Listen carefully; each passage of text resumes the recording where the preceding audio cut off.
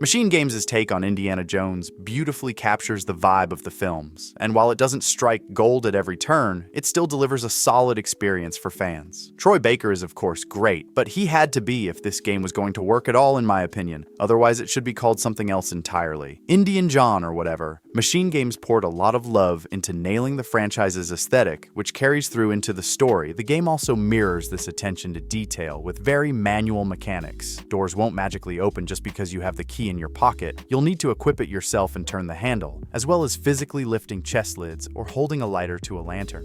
While immersive, these mechanics occasionally verge on tedious, especially during repeated sections. Traversal is a mixed bag. Climbing often feels clunky, and after being asked to take the same route into a restricted area time after time, eventually I had enough and just punched the guard at the entrance and walked through the front door.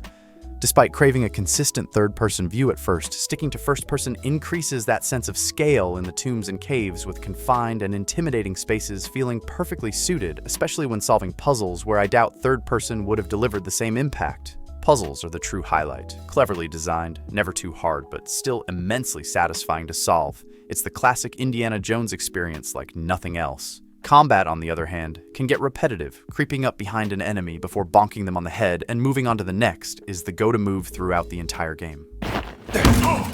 Although whipping weapons out of enemies' hands and tripping them up in equal measure is endlessly satisfying. Semi-open zones offer room to explore, but frequent backtracking can quickly become monotonous, which sadly discouraged me from fully diving into side quests. For fans of Indy, it's a well-earned adventure that can stand shoulder to shoulder with the original films, and it's an adventure worth taking, flaws and all.